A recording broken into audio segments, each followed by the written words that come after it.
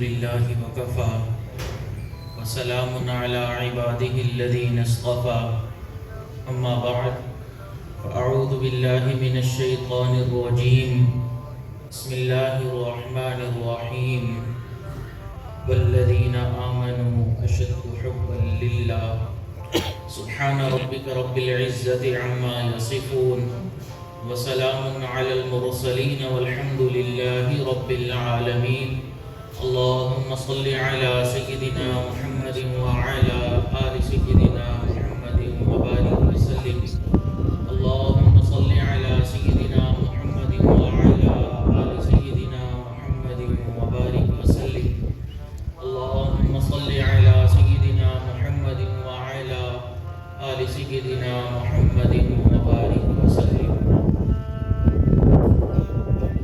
اس دنیا میں دو چیزوں کے درمیان جو میلان ہوتا ہے اس کو کشش بولتے ہیں.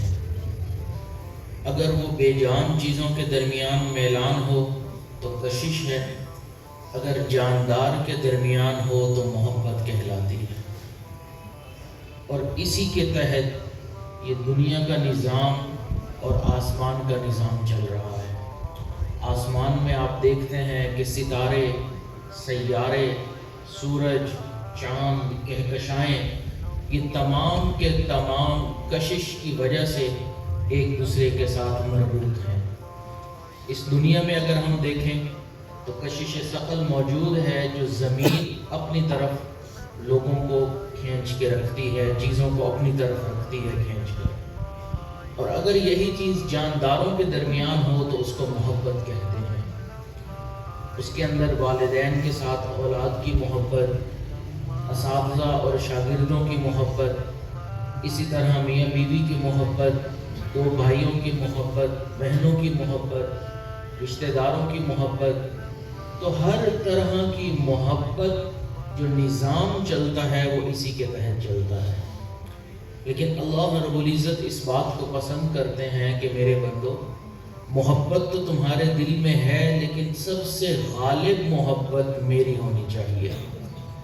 حضرت حسن رضی اللہ تعالیٰ یا حضرت حسین رضی اللہ تعالیٰ نے ایک مرتبہ حضرت علی رضی اللہ تعالیٰ سے پوچھا کہ ابا جان، آپ کے دل میں ہمارے نانا جان کی محبت ہے؟ بالکل ہے. میری والدہ کی محبت ہے؟ فرمایا بالکل ہے. پوچھا کہ میری محبت ہے؟ بالکل ہے. بھائی کی محبت ہے؟ بالکل ہے. تو وہ مسکرائے اور فرمانے لگے کہ دل میں محبت تو صرف اللہ کی ہونی چاہیے اور آپ نے اتنی محبتیں اکٹھی کی ہوئی ہیں. تو حضرت علی رضی اللہ تعالیٰ نے جواب میں مسکرا کر فرمایا کہ بیٹے، ان تمام لوگوں سے جو محبت ہے وہ اللہ کی نسبت کی وجہ سے ہے، تو اس لیے یہ محبتیں جائز ہیں. اگر ناجائز محبتیں ہوں تو وہ پھر حرام ہوتی ہیں. تو جس طرح انسان کے دل میں اللہ رب العزت کی محبت ہوتی ہے اور انسان مسلمان اللہ رب العزت سے محبت فرماتے ہیں، اسی طرح ایمان والوں سے اللہ رب العزت بھی محبت فرماتے ہیں. ایمان والا نیکی تقوی میں بہت آگے بڑھنے والا ہو یا تقوی میں اتنا زیادہ آگے بڑھنے والا نہ ہو، فقط ایمان والا ہو تو بھی وہ انسان اللہ کے دوستوں میں شامل ہے. اللہ تعالیٰ نے ارشاد فرمایا اللہ ولی الذین آمنوا، اللہ دوست ہیں ایمان والوں کے. اب اس کے اندر کوئی شرط نہیں رکھی کہ نیک ایمان والے، متقی ایمان والے. فقط فرمایا کہ جس انسان نے بھی کلمہ پڑھ لیا، میری توحید کی گواہی دے دی، میرے اوپر ایمان لے آیا، وہ میرے دوستوں میں شامل ہو گیا. تو اس لیے ایک مسلمان اعمال کے لحاظ سے کتنا ہی کمزور کیوں نہ ہو، اللہ کی نگاہ میں اس کی عظمت بہت زیادہ ہے، کیونکہ وہ اللہ کے دوستوں میں شامل ہے اس ایمان کی وجہ سے. نبی علیہ الصلوۃ والسلام بیت اللہ میں موجود ہیں، بیت اللہ کا طواف فرما رہے ہیں. حدیث مبارکہ میں ہے بیت اللہ کی طرف دیکھا اور فرمانے لگے کہ اے بیت اللہ، اللہ کے ہاں تیری بہت عظمت ہے، بہت قدر اور قیمت ہے، لیکن ایک مومن کی عظمت اللہ کے ہاں تجھ سے بھی زیادہ ہے.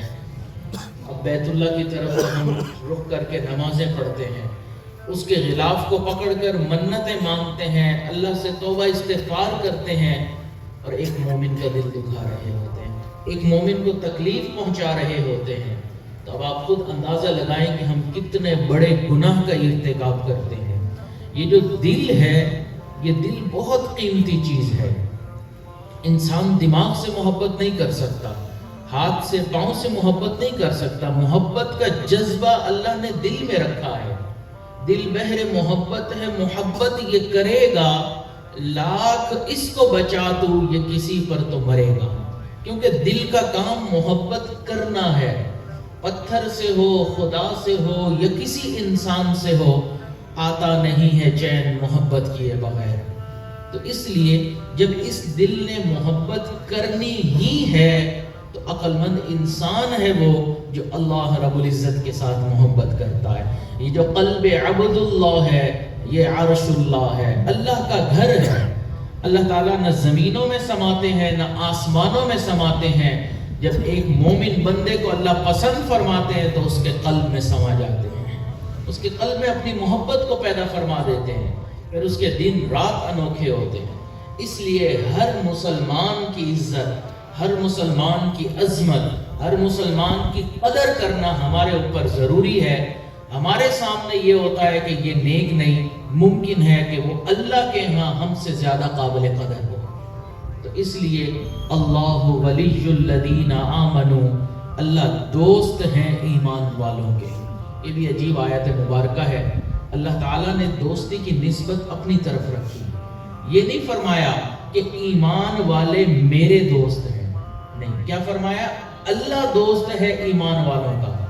اللہ یہ بھی فرما سکتے تھے ایمان والے میرے دوست ہیں، لیکن نہیں، محبت نسبت اپنی طرف رکھتی ہے۔ اس کی مثال آپ یوں سمجھیں کہ ایک بادشاہ اپنے دربار میں کسی بھنگی کو بلائے اور اس بھنگی سے کہے کہ آج کے بعد تم میرے دوستوں میں شامل ہو۔ کتنے اعزاز کی بات ہے اس بھنگی کے لیے، بادشاہ کے دوستوں میں شامل ہو گیا۔ لیکن اگر بادشاہ اسی الفاظ کو اس انداز میں کہے کہ آج کے بعد میں تمہارے دوستوں میں شامل ہوں، یہ اس سے بھی بڑے اعزاز کی بات ہے۔ تو ایک بھنگی کو جو بادشاہ کے ساتھ نسبت ہے، ہمیں تو وہ بھی رب ذوالجلال کے ساتھ نہیں، ہم تو اس کے بندے ہیں۔ بندے کا مطلب غلام سے بھی ایک درجہ نیچے۔ مالک جو چاہے، جیسا چاہے، جب چاہے ہمارے ساتھ کچھ بھی کر سکتے ہیں، ہمیں پوچھنے کا اختیار بھی نہیں ہے۔ غلام کے تو پھر بھی کچھ حقوق ہوتے ہیں، بندے کا درجہ تو اس سے بھی نیچے کا ہے۔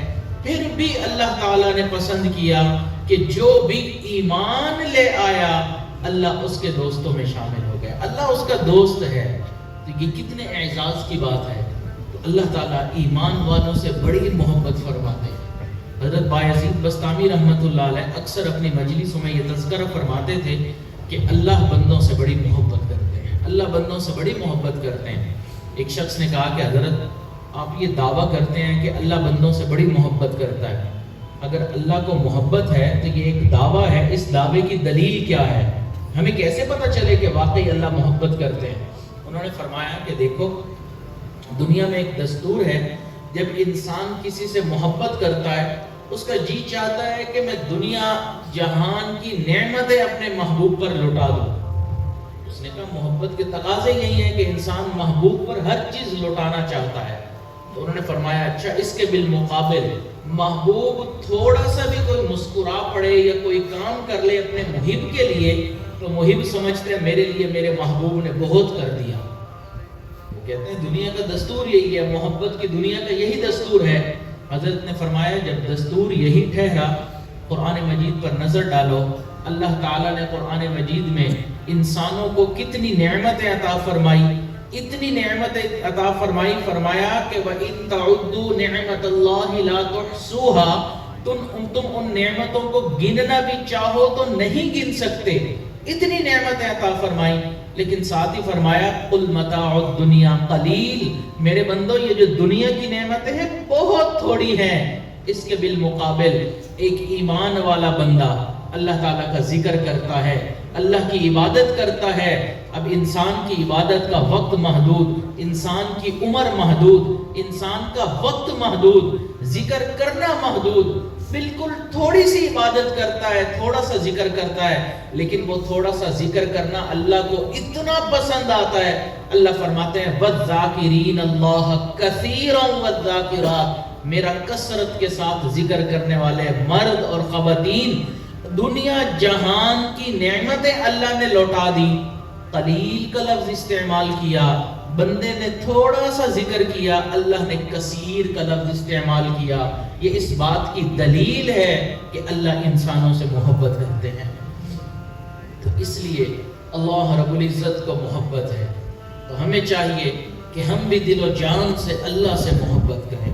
اللہ کی محبت کے بنا کوئی زندگی نہیں ہے۔ اللہ تعالیٰ کی محبت جس انسان کو نصیب ہو جائے خوش نصیب ہے وہ انسان۔ ہم دنیا میں دیکھتے ہیں لوگ دوسروں سے محبت کرتے ہیں، اس محبت کی کچھ وجوہات ہوتی ہیں، جن وجوہات کی بنیاد پر لوگ دوسروں سے محبت کرتے ہیں۔ پہلی وجہ، لوگ حسن و جمال کی بنیاد پر محبت کرتے ہیں۔ لوگ دیکھتے ہیں کہ ایک خوبصورت پھول ہے، اس سے محبت کرنے لگ جاتے ہیں، خوبصورت منظر ہے، سینری ہے، لوگ محبت کرنے لگ جاتے ہیں۔ لوگ کسی کی خوبصورتی دیکھتے ہیں، اس سے محبت کرنے لگ جاتے ہیں۔ حسن و جمال کی بنیاد پر محبت کی جاتی ہے، اس لیے بازار میں جاتے ہیں، کوئی خوبصورت چیز نظر آتی ہے، لوگ اس کو خرید کے لے آتے ہیں۔ تو حسن و جمال بنیاد ٹھہرتی ہے محبت کی۔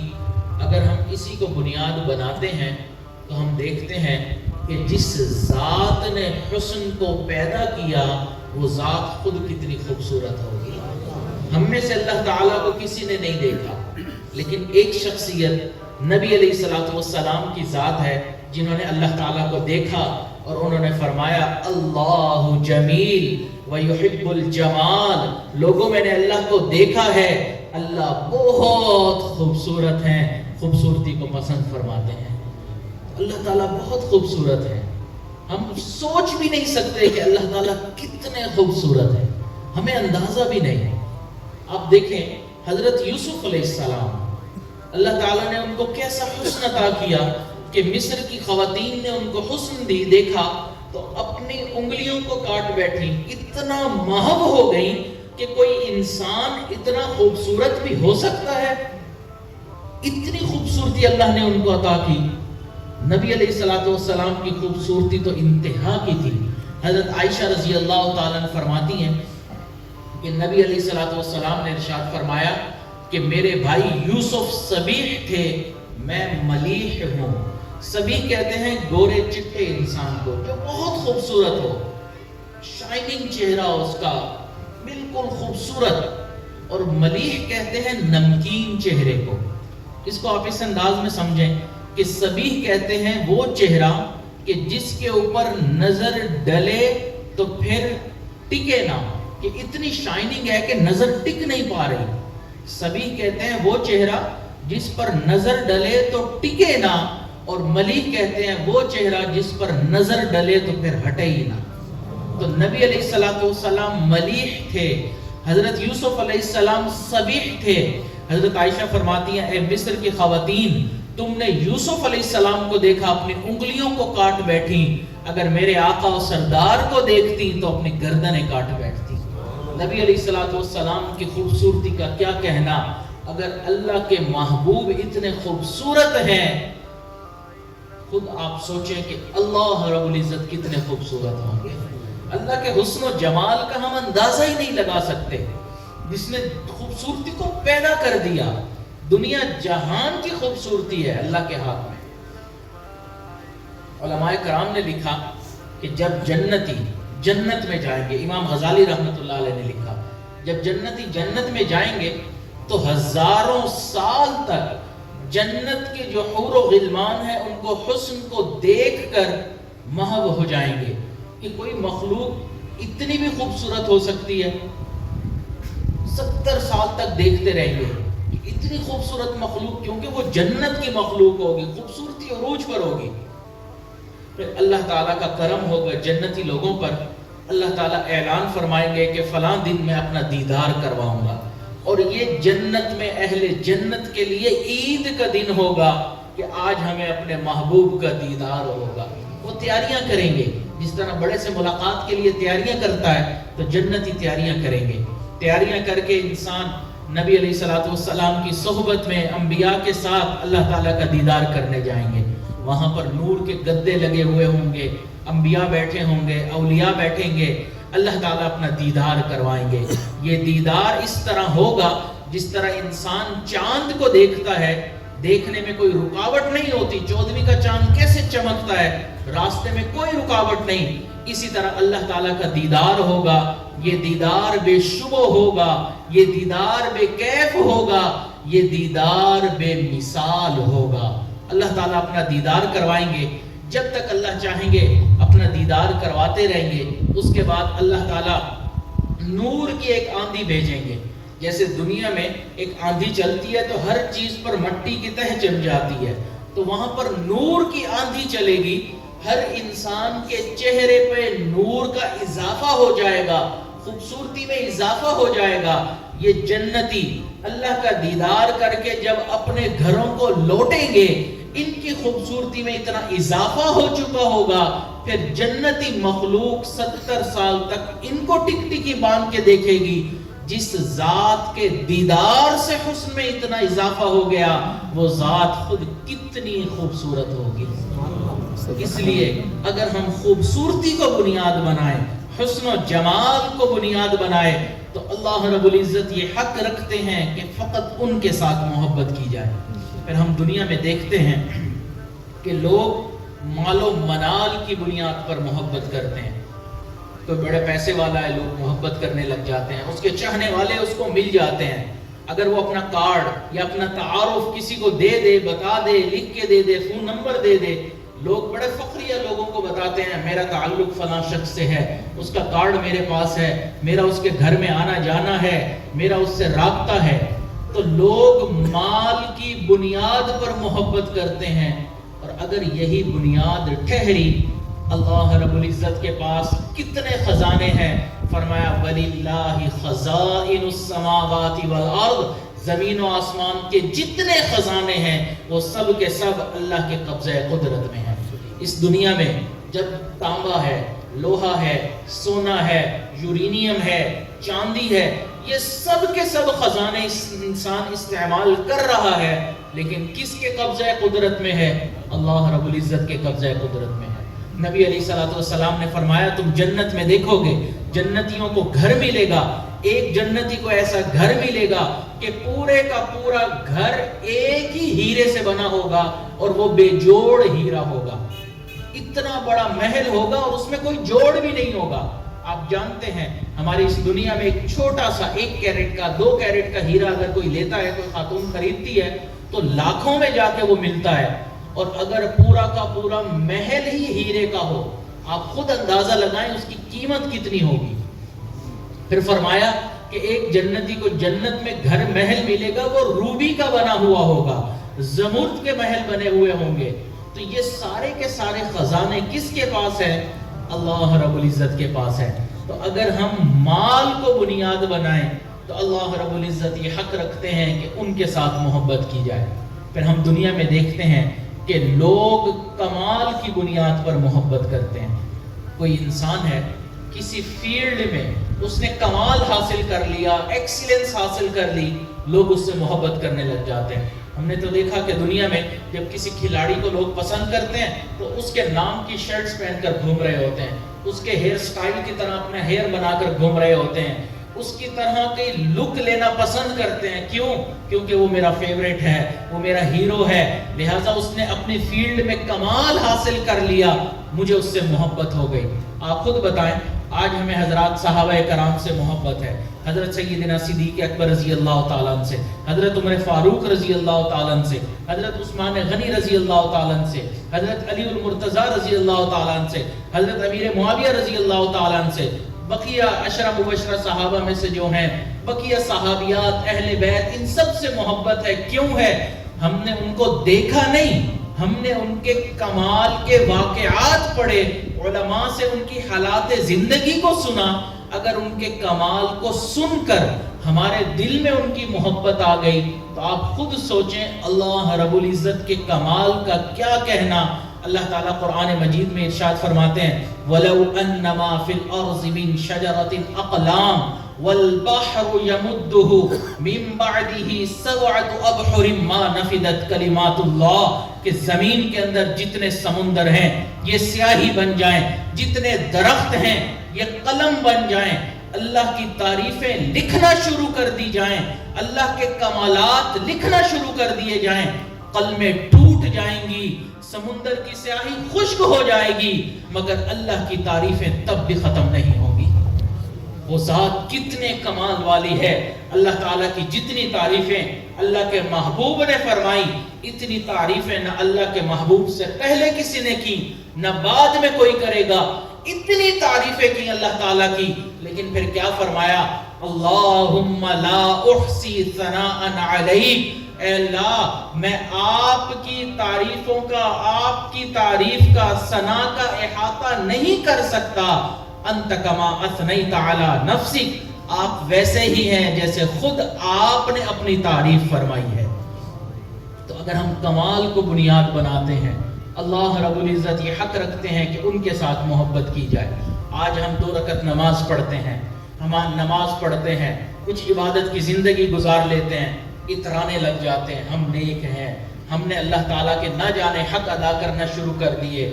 ہم جتنے بھی نیک بن جائیں اللہ کا حق ادا نہیں کر سکتے۔ وما قدر اللہ حق قدری، اللہ کی قدر ہم نے ویسی نہیں کی جیسی کرنی چاہیے تھی۔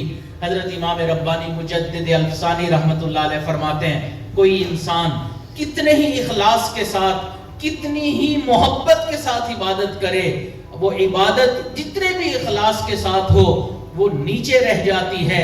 اللہ تعالیٰ وراء الورا ثم وراء الورا ثم وراء الورا، اللہ تعالیٰ اس کی تمام عبادات سے بلند ہیں، اس سے بھی بلند ہیں اور اس سے بھی بلند ہیں۔ اللہ تعالیٰ کمالات کے مالک ہیں، کمالات کو پیدا کرنے والے ہیں۔ تو آپ اندازہ لگائیں اگر ہم کمالات کو بنیاد بناتے ہیں، اللہ تعالیٰ یہ حق رکھتے ہیں کہ ان کے ساتھ محبت کی جائے۔ ہم دنیا میں دیکھتے ہیں کہ لوگ احسان کی بنیاد پر محبت کرتے ہیں۔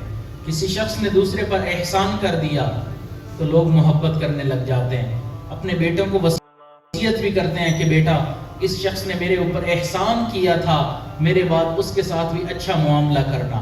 الانسان عبد الاحسان، انسان احسان کرنے والے کا غلام ہوا کرتا ہے، اس کا ماتحت بن جاتا ہے۔ اگر ہم احسان کو بنیاد بناتے ہیں تو اللہ رب العزت کے کتنے احسان ہیں، ہم ان احسانات کا اندازہ لگا ہی نہیں سکتے۔ بن مانگے اللہ رب العزت نے ہمیں کتنی نعمتیں دی۔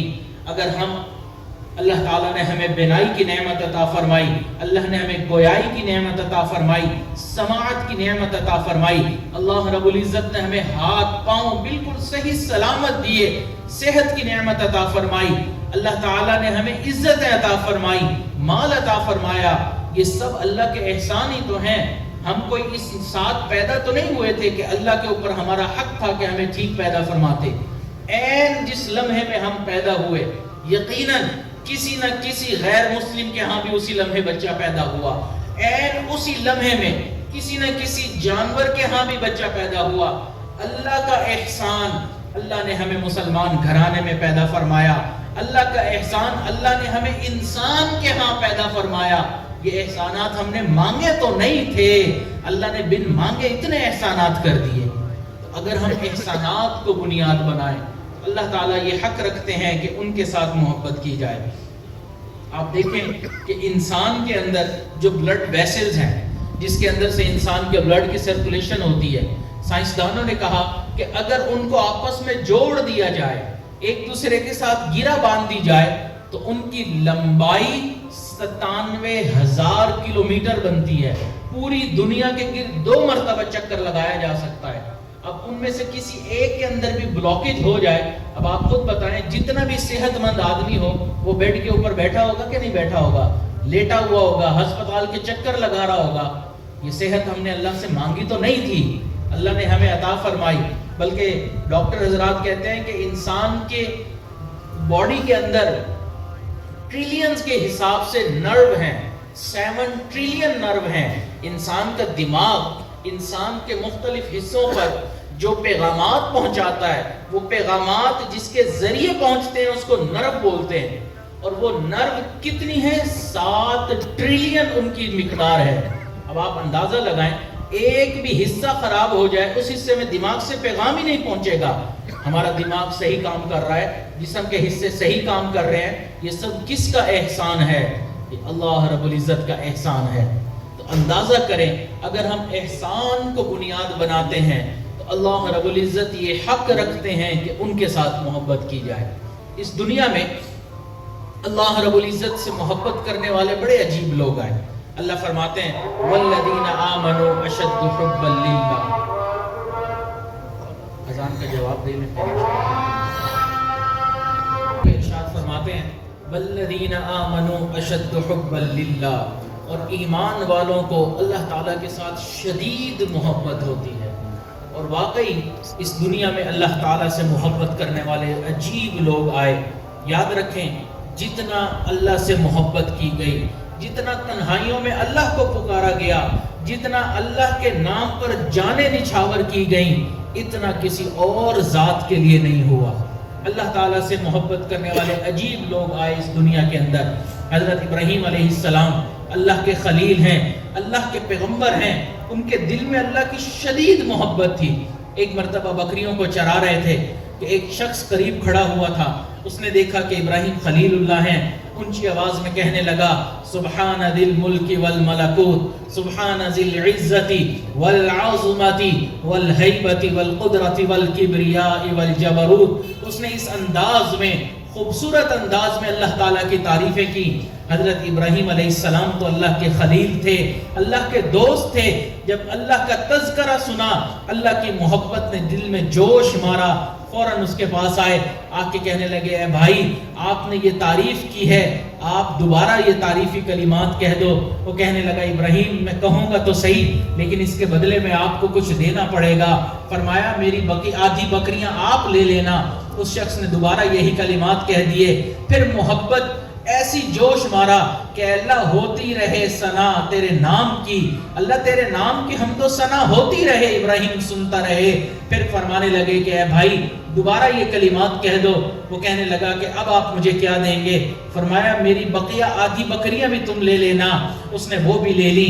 پھر تیسری مرتبہ وہ کلمات کہے، پھر فرمانے لگے اے بھائی ایک مرتبہ میرے رب کی تعریف دوبارہ کر دو، میرے محبوب کی تعریف دوبارہ کر دو۔ کہنے لگے ابراہیم خلیل اللہ اب تو آپ کے پاس بکریاں بھی نہیں ہیں، اب اس کے بدلے میں آپ مجھے کیا دیں گے؟ فرمایا دیکھو ان بکریوں کو چرانے کے لیے تمہیں کسی بندے کی ضرورت پڑے گی، میں تمہارے لیے ان بکریوں کو چرا دیا کروں گا، مگر تم میرے رب کی تعریف تو کر دو۔ وہ کہنے لگا ابراہیم خلیل اللہ مبارک ہو، میں اللہ کی طرف سے بھیجا ہوا فرشتہ ہوں، اللہ نے مجھے بھیجا تھا کہ جاؤ میرے ابراہیم کے سامنے میرا نام تو لو، پھر دیکھو وہ میرے نام کے کیا دام لگاتا ہے۔ اللہ سے محبت کرنے والے بڑے عجیب لوگ آئے، ایسی ایسی محبت کی مثالیں قائم کر دیں، انسان حیران ہوتا ہے۔ ایک غیر مسلم بادشاہ تھا، اس نے 2 تابعین جرنیلوں کو گرفتار کر لیا، تو اس بادشاہ کے جو وزیر تھے، مشیر تھے، انہوں نے مشورہ دیا کہ ان دونوں کی پیشانی پر بہادری چمکتی ہے، اگر کسی طریقے سے ان کو ٹریپ کر لیا جائے، ان کو اپنے جال میں پھنسا لیا جائے اور یہ آپ کی فوج میں شامل ہو جائیں، آپ کی فوج بہت اچھا کام کرے گی، یہ ان کو نئی نئی ٹیکنیک سکھا دیں گے، آپ کی فوج کا پلہ بھاری ہو جائے گا۔ بادشاہ کو یہ مشورہ بہت اچھا لگا، اس نے ان کو ہر طرح سے خریدنے کی کوشش کی، مال بھی دیا، حسن و جمال بھی ان کے سامنے پیش کیا، لیکن وہ ایمان کے مضبوط تھے۔ فرمانے لگے کہ ہم نے تمہارے کسی ٹریپ میں نہیں آنا، تمہارے کسی جال میں نہیں پھنسنا، ہم دین اسلام سے پیچھے نہیں ہٹ سکتے۔ پھر ایک دن بادشاہ نے ان کو بلایا، ان کے سامنے آگ جلائی گئی، ایک بڑے سارا کڑائی رکھی گئی، اس کے اندر تیل ڈالا گیا، جب تیل ابلنا شروع ہو گیا کہنے لگا ہمارے مذہب دین کو قبول کر لو ورنہ اس کے اندر تمہیں ڈال کر کوئلہ بنا دیا جائے گا۔ انہوں نے فرمایا تو جو کر سکتا ہے کر لے، ہم نے دین اسلام سے پیچھے نہیں ہٹنا۔ بادشاہ نے ان میں سے ایک کو پکڑا، اس کے جلتے ہوئے تیل کے اندر، ابلتے ہوئے تیل کے اندر ڈال دیا۔ جیسے ہی ان کو ڈالا، تھوڑی دیر کے بعد ان کی وفات ہو گئی۔ جو دوسرے تھے ان کی آنکھوں میں آنسو آ گئے، رونا شروع کر دیا۔ بادشاہ کو لگا شاید یہ ڈر گئے ہیں، اب ان کے ساتھ نرم انداز میں گفتگو کرنی چاہیے۔ تو اس نے بڑے نرمی سے کہا کہ اگر آپ چاہتے ہیں کہ آپ کا یہ حال نہ ہو جو آپ کے ساتھی کا ہوا ہے، آپ ہماری بات کو تسلیم کر لیں، ہماری فوج میں شامل ہو جائیں۔ فرمانے لگے کہ بادشاہ سلامت، تم یہ سمجھتے ہو کہ میں اس وجہ سے ڈر گیا ہوں کہ میں اس کے اندر جان جاؤں گا، میری جان چلی جائے گی؟ میں اس وجہ سے نہیں رو رہا، میں تو اس وجہ سے رو رہا ہوں کہ اے اللہ، میری ایک ہی جان ہے جو ابھی آپ کے سامنے قربان ہو جائے گی۔ اللہ، میرے جسم پر جتنے بال ہیں اتنی میری جانیں ہوتی، میں آپ کے نام پر وہ بھی قربان کر دیتا۔ اللہ سے محبت کرنے والے ایسے ایسے لوگ آئے، والذین آمنوا اشد حبا للہ، اور ایمان والوں کو اللہ کے ساتھ شدید محبت ہوتی ہے۔ بس جس طرح ان ایمان والوں کو اللہ سے شدید محبت ہے، ہمیں بھی ہونی چاہیے۔ پتہ تو چلنا چاہیے کہ یہ ایک اللہ سے محبت کرنے والا ہے، اس کا چال چلن، اس کا اٹھنا بیٹھنا، اس کا کھانا پینا، اس کا بات کرنا، اس کا چلنا پھرنا دوسروں کو پیغام دے دے۔ اللہ سے محبت کرنے والا انسان آ رہا ہے۔ ایسا تو نہ ہو کہ انسان کو پوچھنا پڑے کہ یہ مسلمان بھی ہے کہ نہیں ہے۔ ایسا حلیہ تو ہم نہ اپنائے، ایسا تو اپنا باطن خراب نہ کریں۔ ہمیں اپنا باطن بھی سنوارنا ہے، اپنا ظاہر بھی سنوارنا ہے۔ ہمیں اللہ تعالیٰ سے، اللہ کے سامنے پیشانی کو بھی جھکانا ہے۔ آج ہم اللہ کے سامنے جھکنے کو تیار نہیں۔ آپ جا کر دیکھ لیں، آج کا مسلمان کسی سے نہیں ڈرتا۔ کیوں؟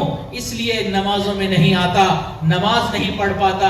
لیکن ہمارے اکابرین سمجھتے تھے یہ نماز اللہ سے ملاقات کا ذریعہ ہے، اس دنیا میں اللہ سے ملاقات تو نہیں ہو سکتی، تو وہ اس نماز کو ملاقات کا ذریعہ بنایا کرتے تھے۔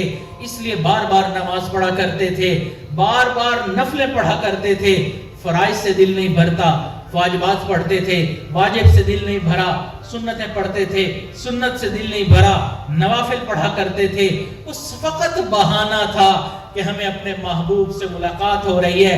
حدیث مبارکہ میں ہے، جب شخص نماز کی نیت باندھتا ہے، وہ کہتا ہے الحمدللہ رب العالمین، اللہ جواب دیتے ہیں حمدنی عبدی، میرے بندے نے میری حمد بیان کر دی۔ اللہ تعالیٰ تو جواب دے رہے ہیں، ہم ہی دل کے غافل ہیں جو سن نہیں پا رہے۔ حضرت مولانا یحییٰ رحمت اللہ علیہ، شیخ الحدیث مولانا زکریا رحمت اللہ علیہ کے والد لمبا سجدہ کیا کرتے تھے۔ کسی نے کہا حضرت اتنا لمبا سجدہ کیوں کرتے ہیں؟ فرمایا جب میں سجدہ کرتا ہوں ایسا محسوس ہوتا ہے میں نے اپنے محبوب کے قدموں میں سر رکھ دیا، اٹھانے کو جی ہی نہیں چاہتا۔ آج ہمارے لمبے سجدے ختم ہو گئے۔ حضرت خواجہ عبد المالک صدیقی رحمت اللہ علیہ ہر نماز کے، ہر رکعت کے ہر سجدے میں 21 مرتبہ سبحان ربی الاعلیٰ پڑھا کرتے تھے۔ ہم تو 3 مرتبہ سے زیادہ پڑھ بھی نہیں پاتے۔ کیسی ان کے دلوں میں اللہ کی محبت ہوگی کہ اتنا وقت نکال لیتے تھے، بار بار اللہ کی عبادت کرتے تھے، سمجھتے تھے کہ یہ اللہ سے محبت کا اظہار ہے۔ اس لیے وہ نماز کو حاکم وقت کی بیگار سمجھ کر نہیں پڑھتے تھے، بلکہ لقائے یار سمجھ کے پڑھا کرتے تھے کہ یہ تو اللہ سے ملاقات کا ایک ذریعہ ہے۔ ہمیں بھی چاہیے کہ آج ہم جس طرح دنیا میں مگن ہو چکے ہیں، دنیا کی محبتیں ہیں، ہم دنیا کی خاطر نہ جانے کیا کچھ کرتے ہیں، کوئی ایک دن تو ہماری زندگی میں ایسا ہو کہ ہم اس دن اللہ کے لیے گزار لیں، ہم وہ دن اللہ کی محبت میں گزار لیں۔ کوئی نماز کا ایک سجدہ تو ایسا ہو کہ ہم سجدہ کریں کہ زمین کانپ جائے کہ یہ اللہ سے محبت کرنے والے کا سجدہ ہے۔ آج ایسے سجدے نہیں، آج ہم نمازوں میں کھڑے ہوتے ہیں، غفلت والی ہماری نمازیں ہوتے ہیں۔ میں جو سر و سجدہ ہوا کبھی، زمین سے آنے لگی صدا، تیرا دل تو ہے صنم آشنا، تجھے کیا ملے گا نماز میں۔ اس لیے ہمیں چاہیے کہ ہم نماز کے اوپر محنت کریں، ہم اللہ کی محبت کے اوپر محنت کریں۔ اللہ تعالی ہمارے دلوں میں اپنی محبت کو پیدا فرمائے۔ یاد رکھیں اس محبت کے بنا کوئی زندگی نہیں ہے. جب دل میں اللہ کی محبت آ گئی تب پتہ چلے گا کہ اب تک کی زندگی بیکار گزار دی، زندگی تو اب شروع ہوئی ہے. اس لیے ہمیں چاہیے کہ اللہ تعالیٰ سے بھی محبت کریں، جو اللہ سے محبت کرنے والے ہیں ان سے بھی محبت کریں، اور ان تمام اعمال سے محبت کریں جن کے کرنے سے اللہ کی محبت دل میں آتی ہے. دعا ہے کہ اللہ تعالیٰ ہم سب کے دلوں میں اپنی شدید محبت عطا فرمائے اور ہمیں صحیح معنوں میں زندگی بسر کرنے کی توفیق عطا فرمائے. وآخر دعوانا ان الحمد للہ رب العالمین.